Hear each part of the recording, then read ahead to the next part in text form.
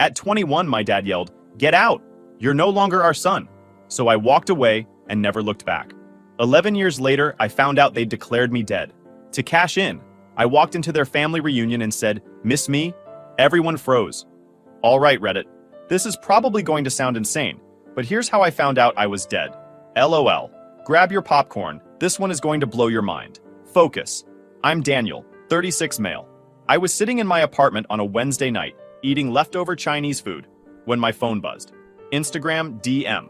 The name catches my eye. Scott O'Brien. This dude I hadn't heard from since high school. The message is short. "Yo, dude, this you? Pretty sure you're supposed to be dead, lol." Then he sends a screenshot.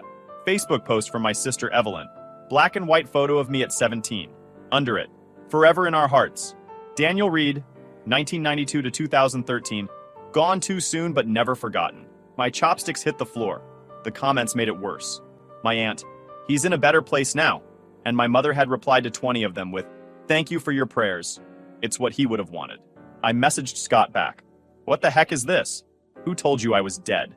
Scott sent another message. "There's a video. Someone uploaded the memorial service to YouTube." I typed back, "Send it." The video opened with organ music. Pews packed with people I recognized, all dressed in black. Then the camera landed on her, Lucy, my mother, standing at the pulpit in a black dress, looking devastated. "We gather here today to remember our son, Daniel. He made choices that took him far from us, and ultimately, those choices led to his untimely death." I couldn't breathe. My father sat in the front row, stiff, complicit. Evelyn looked bored. Then came the slideshow, photos of me as a kid. The last photo was from senior year. After that, I ceased to exist. When it ended, I sat in silence. They'd stood up in front of God and everyone and lied. I spent the next hours going down the rabbit hole, found my obituary. Daniel Reed, 21, passed away unexpectedly while traveling abroad. Found the memorial page with dozens of comments from people who thought I was dead. I clicked through to the church's website, found the memorial service bulletin they'd posted. Full program. Opening hymn. Scripture reading. Eulogy by Lucy Reed. Closing prayer. Collection taken for the Daniel Reed Memorial Fund. They'd monetized my fake death at the actual funeral. I pulled up my credit report. Checked everything. No unusual activity. They hadn't stolen my identity for credit cards or loans. Smart. That would have triggered alerts. This was cleaner. Just erase me legally and take what was already mine. I searched for the death certificate filing, found the county records database, entered my name. There it was. Certificate 2013-04782, filed March 18, 2013. Cause of death? Motor vehicle accident in Kansas City, Missouri. Informant: Lucy Reed. Some funeral home in Kansas City I'd never heard of. Attending physician: Dr. Robert, medical examiner. I'd never been to Kansas City in my life. Never heard of Dr. Robert, and I sure as hell wasn't dead. That's when it hit me. Death certificates don't just appear. There's a whole paper trail. Medical examiner reports. Funeral home records. And if those were all fake, that was serious crime. Federal if they'd touched Social Security. State for forging the death certificate. Tax fraud for the charity scam. This wasn't just lying. This was felony-level fraud. I grabbed my laptop and started building a timeline. Then I realized something didn't make sense. I reread the certificate. Filed March 2013, but they kicked me out in August 2013. I pulled up the Facebook post again. The memorial service photos were dated June 2013, 3 months after the certificate was filed, 2 months before they kicked me out. My mother had filed my death certificate while I was still living in their house, while I was eating at their table, while I was working at my dad's firm, while I was very much alive and breathing. She'd planned this, the whole thing. File the paperwork early through some scam funeral home or corrupt funeral director willing to look the other way for cash. Wait a few months for the certificate to process through the system, then manufacture a reason to kick me out. Make it look like I left angry and cut contact. Then hold the funeral, collect the sympathy, and eventually, collect the money. That cold, calculated, psychotic witch. Now, I know you're barely understanding a thing, so let me take you back to that day. It was August 2013. I'd just turned 21, working at my dad's commercial real estate firm. He'd been grooming me to take over since I was 12. Raymond Reed and Son, future dynasty, all that nonsense. But I didn't want it. I wanted to write, maybe teach. Anything but schmoozing with developers. One night in late August, I came home around midnight. The whole family was waiting. Intervention style. Mom, Dad, Evelyn, and Tom, My dad's business partner. My mother spoke first. We need to talk about your choices. About Brooke. Brooke, my girlfriend. The reason for this ambush. Brooke wasn't in their plan. Her dad was a mechanic. Her mom worked at the grocery store. She was nobody to them. I know you think you love her, my mother continued, but she's not right for this family. She's holding you back. From what? From becoming another jerk like Dad? My father's face went red. Watch your mouth. Or what? You'll disown me? I laughed. Oh wait, Tom spoke up. Your father is planning to retire in 5 years. He can't do that if you're distracted by some girl who doesn't understand this world. Some girl? Her name's Brooke, and she understands the world better than any of you. She worked her way through college, didn't have daddy's money to coast on. Evelyn chimed in. She's a gold digger, Danny. Wake up. Gold digger? She doesn't even know how much money we have. I've never told her. Because unlike you, sister, I don't define myself by dad's bank account. That's enough, my dad's voice boomed. You have a choice. The business, your family, your future. Or her. I looked at all of them. My mother with her fake concern. My father with his ultimatum. Tom looking uncomfortable but staying silent. Evelyn smirked. I choose Brooke. Silence. My father's jaw clenched. Then pack your things and get out. You're serious. Completely. You want to throw away everything we've built? Fine. Do it without our name. Without our money. See how far you get. Evelyn hopped up from her chair. I'll get him a bag. Evelyn handed me a trash bag. Literally. Some of my clothes thrown inside. She smiled. Good luck being poor, Danny. I took the bag and left. Brooke picked me up that night. We made it a year before my bitterness destroyed us. After that, I moved around. Seattle, Sacramento, Portland. Worked rough jobs. Built a life from nothing. Never contacted them. Never looked back. Except they'd been busy. Erasing me and cashing in. The next morning, I called in sick. I needed answers. Proof. I started digging. My mother's Facebook was locked, but Evelyn's wasn't. She loved attention. I scrolled back and found a whole memorial album from 2013. Photos of the service. Flowers. Condolence cards. One photo made my blood boil. Evelyn and my mother in black dresses. Caption, celebrating Daniel's life today. Gone but never forgotten. I found the obituary. Daniel Reed, 21, died while traveling abroad. Vague enough that nobody would ask questions. If they'd declared me legally dead, there'd be documents. Death certificates, medical examiner reports, probate filings. And if those were fraudulent, that was a serious crime. I needed help. I called Chris Lopez, my old roommate from Seattle. He'd become a lawyer in Portland. Criminal defense, but he knew people in the prosecutor's office. We met for lunch. I showed him everything. He let out a low whistle. Daniel, this is fraud. Serious fraud. Multiple felonies. How do I prove it? We get every document. Death certificate. You already have that. Probate records if there was an estate. Financial records to show money changing hands. Medical examiner reports. Funeral home records. He looked at me seriously. This will get ugly. Nuclear level ugly. You ready? They buried me alive. Yeah, I'm ready. Over 3 weeks, we built a case. Filed records requests with the county clerk, probate court, the whole system. Got copies of everything related to my death. Probate records came back first. My grandfather died in 2015. Left $75,000 to each grandchild. When his estate went through probate in Kansas, guess what? My share got redistributed because I was dead. $35,000 to Evelyn. $40,000 into the Daniel Reed Memorial Scholarship Fund. A legit registered nonprofit. Tax ID and everything. A scholarship fund. In my name. For kids going into commercial real estate. Chris dug into the tax filings. Nonprofits have to file publicly, so anyone can see them. 3 scholarships in 9 years. Total given out, $8,000. The fund had also collected donations from church members and business associates over the years, bringing in an additional $50,000. But the real kicker was where the money went. Administrative costs. Office space rented from my dad's company at $2,000 a month. Consulting fees paid to Evelyn. My mother ran it as executive director.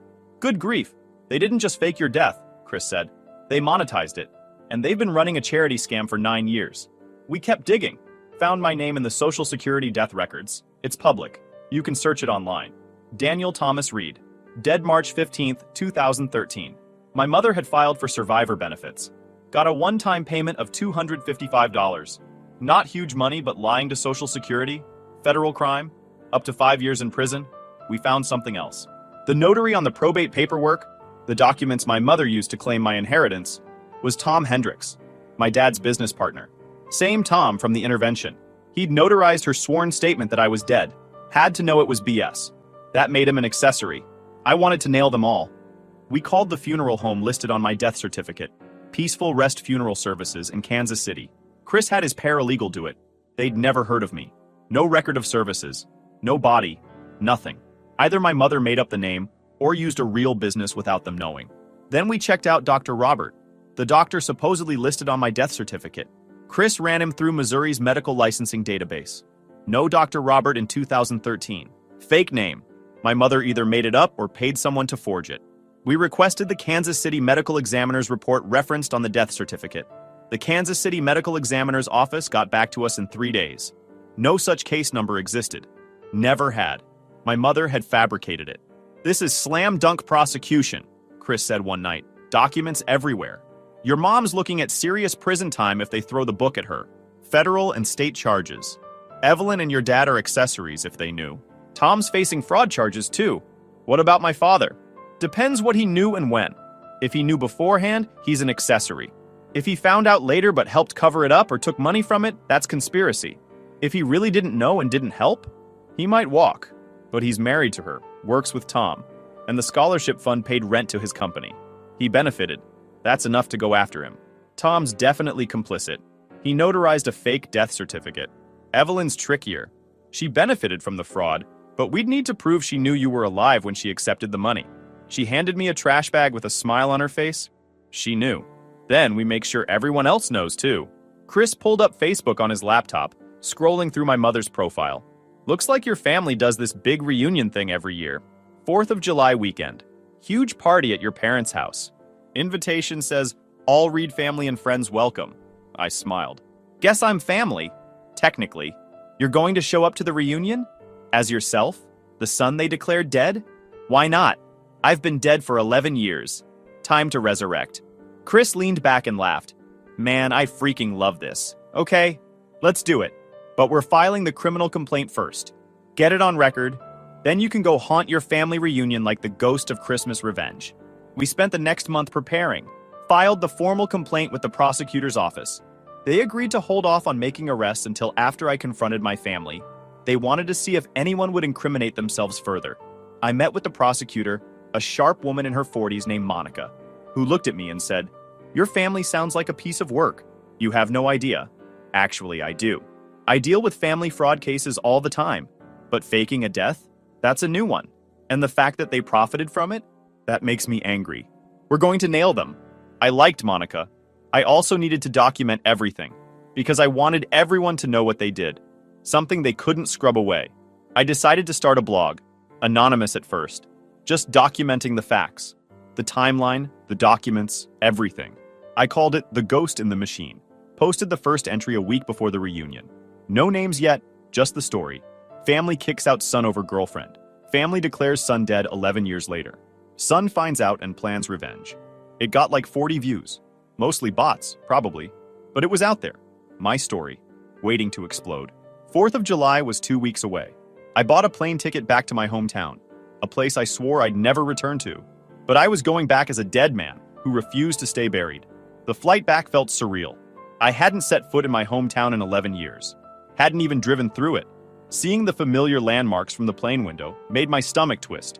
Chris had offered to come with me, but I told him no. This was something I needed to do alone. He'd armed me with copies of every document, though. I had a folder that could end my family's reputation and possibly put my mother behind bars. That felt good. I rented a car at the airport and drove to a hotel on the edge of town. Didn't want to risk running into anyone before the reunion. I checked in, went to my room, and spread out all the documents on the bed. 3 copies of everything. Death certificate, probate records, tax returns, bank statements, social security forms, the criminal complaint. I took photos of each document with my phone, uploaded them to 3 different cloud services, emailed copies to myself and Chris. If something happened, the evidence would still exist. My phone buzzed. Text from Chris. You good? Yeah, going to their house tomorrow. Family reunion is at 2 p.m. Call me after. I want to hear everything. You'll probably read about it in the arrest reports. Even better. I spent that night going over my strategy. I'd show up an hour into the party when everyone was there and settled in. Couldn't sleep. Kept thinking about walking through that door, seeing their faces, watching them realize their perfect lie had come back to destroy them. The morning of the 4th, I woke up with this weird calm, like all the anger and hurt from the past 11 years had crystallized into something cold and sharp. I was ready. I got dressed. Jeans, button-up shirt, grabbed the folder of documents, took one last look in the mirror. "Let's go haunt some people," I said. The drive to my parents' house took 15 minutes. I knew the route by heart even after all these years. Past the high school, past the park where I used to skateboard, past Brooke's old street. I wondered if she still lived there. Probably not. She was probably long gone. Living a good life somewhere? I hoped so. My parents' house looked exactly the same. Big colonial, perfectly manicured lawn, American flag out front for the holiday. Cars lined the street. I could hear music and laughter from the backyard. The party was in full swing. I parked a block away and sat there for a moment. This was it. Once I walked through that door, everything would change. For me, for them, for everyone at that party. Good. I got out of the car, grabbed my folder, and walked up the driveway. The front door was unlocked. I opened it and stepped inside. The house smelled the same. That specific combination of my mother's candles and wood polish. It hit me like a punch to the chest. Memories flooding back. Birthdays. Holidays. The night they kicked me out. I walked through the foyer toward the back of the house where I could hear voices. The living room was empty. Everyone was outside. I stopped at the sliding glass door and looked out at the party. 50, maybe 60 people. Family, friends, business associates. All mingling on the deck and lawn. There was my dad, holding court with some of his real estate buddies. My mother, moving through the crowd like a social butterfly. And Evelyn, standing with who I assumed was her husband, looking expensive and bored. I slid open the door and stepped out onto the deck. For a few seconds, nobody noticed. Then someone did. A cousin I barely remembered. She looked at me, looked away, then did a double take. Her mouth fell open. The conversation around her stopped. People started turning, staring. The silence spread like a wave through the party until everyone was looking at me. My mother saw me. The glass in her hand slipped, shattering on the deck. "Hey, Mom," I said, loud enough for everyone to hear. "Miss me?" Nobody moved. Nobody spoke. My father was the first to find his voice. "Daniel?" In the flesh. I walked down the deck steps. People scrambled out of my way. Funny thing, I was scrolling Instagram last week and found out I died 11 years ago. Car accident, apparently. Except I definitely remember being alive. My mother had gone white. "Daniel, I can explain." "Can you?" I pulled out my folder and removed the first document. Death certificate. Lucy Ann Reed, informant. Says I died in a car accident in Kansas City, Missouri. Case number KC-ME-2013-0847. I looked around at everyone. I called Kansas City PD. That case number doesn't exist. Never did. I walked through the crowd, holding it up. Certificate was notarized by Tom Hendricks 3 days before filing. Whole thing's a forgery. Jesus Christ, someone muttered. Everyone was glancing at each other, speechless. I pulled out the second document. Probate court filing. Grandpa Walter died in 2015. Left $75,000 to each grandchild. Except I'm listed as dead, so my share got split up. $35,000 to Evelyn. $40,000 to the Daniel Reed Memorial Scholarship Fund, a nonprofit Mom set up in my name. Evelyn's face had gone red. "Daniel, you need to leave." Not done. I held up the third document. Charity tax returns. 9 years of this fund. 3 scholarships given out. $8,000 total. But the fund claimed over $85,000 in expenses across all the donations they collected. Paid to Cross Family Consulting. That's Mom's company. You skimmed over 90% of a charity you made in my name. I pulled out one final page. Criminal complaint. Filed last week. Fraud charges. Theft. Falsifying documents. Prosecutors already moving forward. The crowd erupted. People shouting questions at my parents. Others pulling out their phones, recording. My grandmother was crying, asking my mother how she could do this. An uncle I barely remembered was yelling about being lied to for years. One of my dad's business partners stormed off, throwing his bottle in the trash hard enough that it made a loud bang. My mother sank into a chair, head in her hands. Evelyn was screaming at me, calling me vindictive, telling me I was destroying the family. My father just stood there, frozen, watching his perfect life collapse in real time. I walked up to him. "You told me to get out 11 years ago. Well, I made it. Without you. Without your money." I stepped back. "Now you get to see what happens when everyone knows the truth." Someone in the crowd yelled, "You faked your own son's death? For money?" Another voice. "Lucy, how could you?" My mother looked up, mascara running. "You don't understand. We understand perfectly," my grandmother said, her voice shaking. "You're a liar and a thief. I turned and walked toward the house. My mother's voice cut through the noise. Daniel, please. I stopped, looked back. You declared me dead. You cashed in. I'm just making sure everyone knows who you really are. I walked through the house and out the front door, got in my rental car and left. Behind me, I could still hear the chaos. People yelling, accusations flying, the perfect 4th of July party imploding. I called Chris. It's done. How'd it go? Like a nuclear bomb. Perfect. The aftermath was faster and more brutal than I expected. I stayed at the hotel that night, and by morning, my phone was exploding. Texts from distant relatives, Facebook messages from old acquaintances. Everyone wanted the story, the gossip, their piece of the drama. I ignored most of it. Spent the morning updating my blog. Posted the full story with one caveat. No names yet. Called them mother, father, sister. The people who knew would know. But I also updated my social media. Changed my Facebook to public. Added a profile picture of me, very much alive, with the caption, "Reports of my death have been greatly exaggerated." The blog post went semi-viral. Thousands of views. People were sharing it. Chris called around noon. Dude, prosecutor's office is moving forward. Your mom's arraignment is next week, and Evelyn's husband is filing for divorce. Didn't know about the fraud. Feels betrayed. I laughed. Good. There's more. Your dad's business partners are bailing, putting out statements. Your mom got removed from the church board. Someone leaked it to local news. It's airing tonight. That evening, I watched from my hotel. Lead story. Local woman accused of faking son's death for financial gain. The prosecutor, Monica, was interviewed. Professional, but determined. This is one of the most egregious fraud cases I've seen. Mrs. Reed not only falsified government documents, she profited from it. We're pursuing maximum penalties. My mother was shown leaving her house, surrounded by reporters, looking destroyed. She said nothing. Just got in her car and left. I felt nothing. The story spread. Podcast hosts wanted interviews. I ignored most of it. 1 week later, Brooke messaged me. My ex. The reason they'd kicked me out. Hey, saw the news. Holy heck. Are you okay? We messaged for an hour, caught up. Normal conversation. A reminder that not everything from my past was toxic. Before signing off, she wrote, "I'm proud of you. For surviving. For fighting back. For not letting them win." That hit different. Made my throat tight. Because I'd spent years thinking I was the problem. But I wasn't. They were. The legal case moved forward. My mother tried to negotiate a plea deal, but the prosecutor wasn't having it. They wanted this to go to trial. To be a warning to anyone else who thought they could commit fraud and get away with it. But the real punishment wasn't going to be legal. It was social. My mother couldn't show her face in town without people whispering. My father lost 3 major business deals because his partners didn't want to be associated with the scandal. Tom Hendricks got hit with his own charges. Accessory to fraud. State Bar opened an investigation. He'd lose his notary license at minimum. Maybe face charges. His wife filed for separation 3 days later. The church my parents had attended for 30 years asked them not to return. My mother's book club disbanded. My father's golf buddies stopped calling. The family was shattered.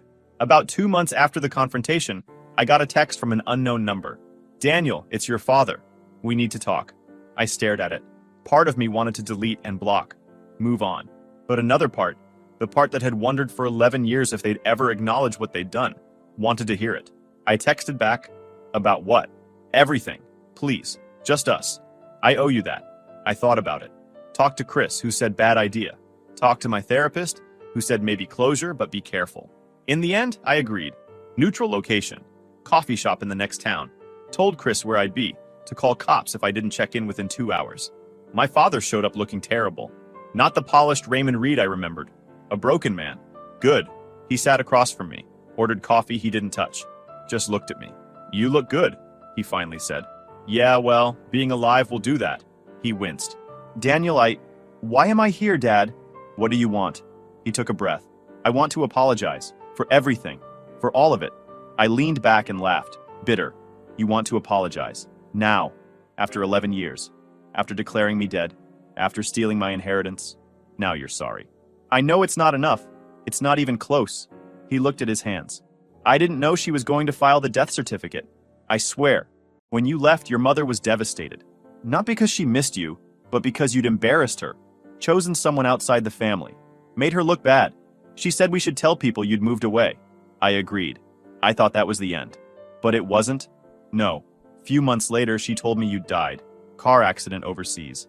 I didn't believe her at first. But she showed me the death certificate. Said she'd gotten confirmation from the embassy. Quote. He trailed off. I wanted to believe it was real because it was easier than admitting we'd lost you. Well, so you went along with it. The funeral. The scholarship fund. Everything. I thought you were really dead, Daniel. I mourned you. I leaned forward. When did you find out the truth? Long silence. Then, last year.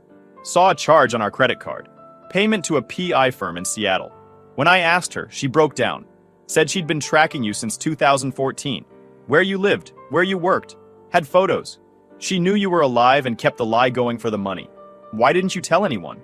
My voice shook. Why didn't you report her? Because I'm a coward, he said simply.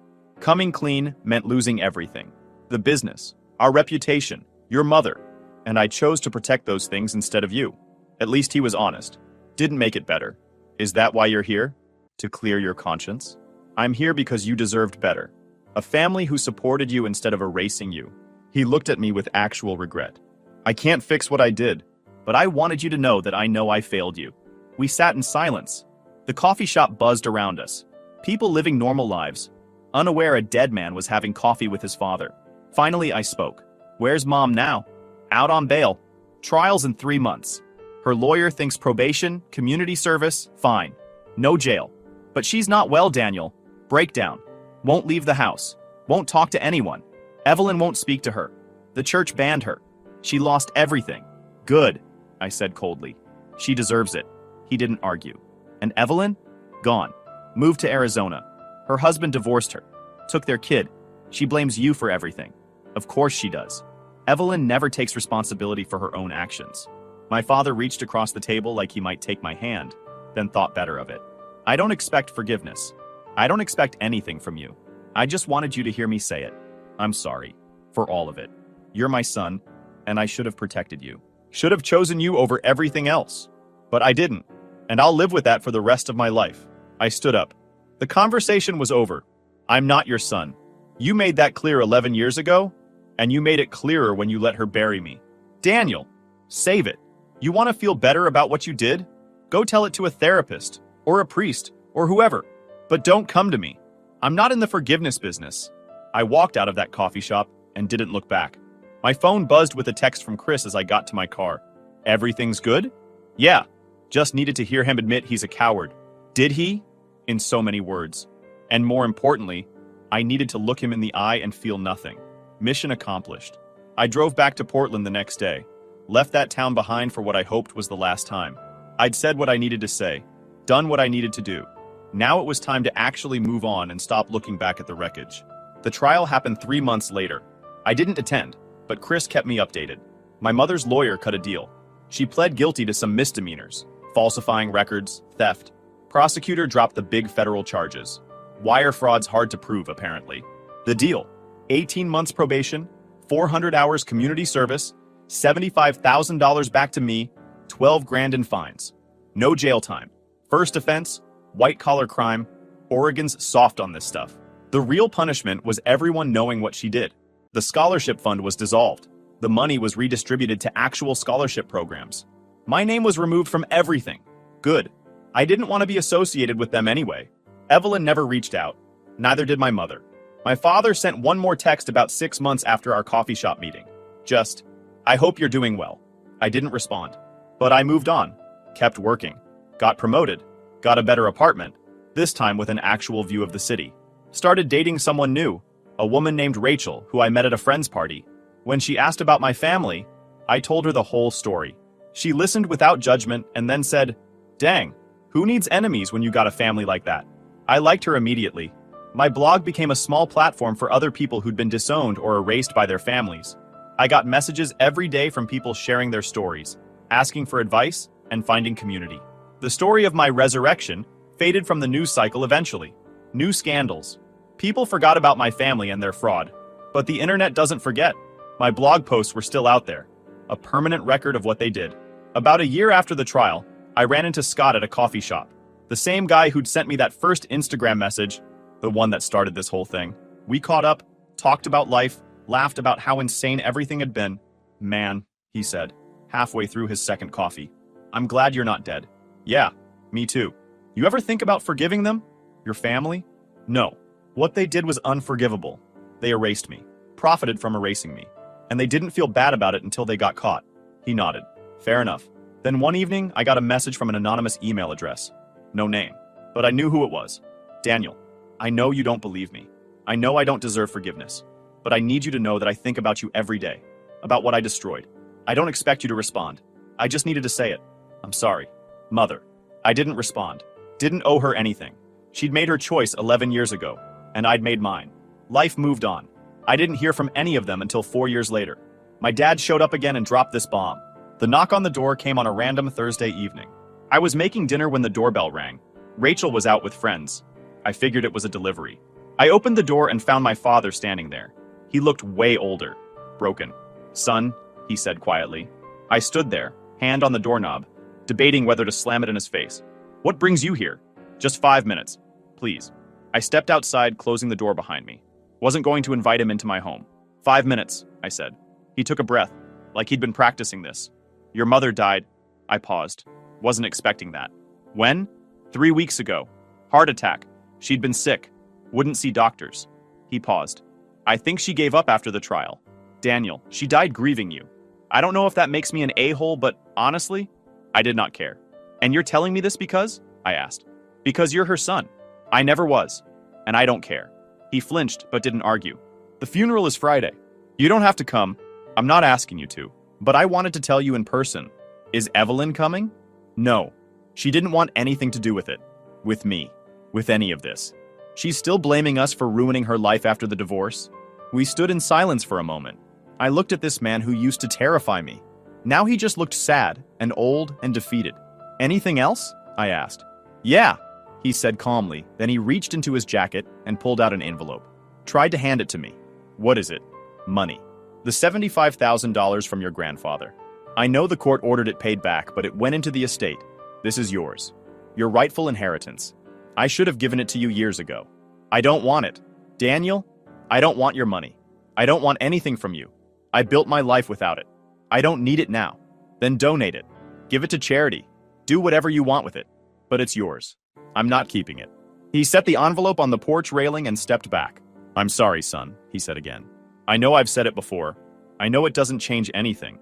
But I need you to know that I regret everything. I looked at him for a long moment.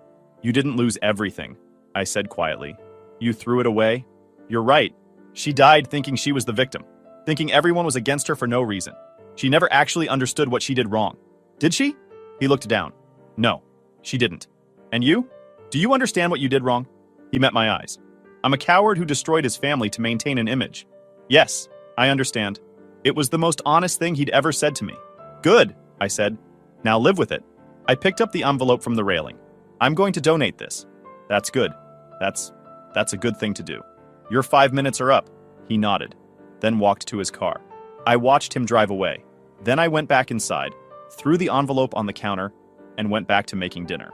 Rachel came home an hour later, took one look at me and asked, "What happened?" I told her, "Everything." Then she asked, "Are you going to the funeral?" Heck no. That Friday, while my mother's funeral was happening 2 states away, I was at work managing the dinner rush. Rachel came by after her shift. We got coffee with friends, lived our lives. I never saw my father again. The $75,000 restitution came through 16 months later. I split it between homeless youth services and a fraud victim fund. And me? I'm still here. They wanted me gone? Fine. I'm gone. But I took their power with me, and I'm never giving it back. YouTube just dropped this new hype feature. If you're hooked on this story, smash that hype button. It tells YouTube this video deserves to blow up, and it keeps even crazier stories coming your way.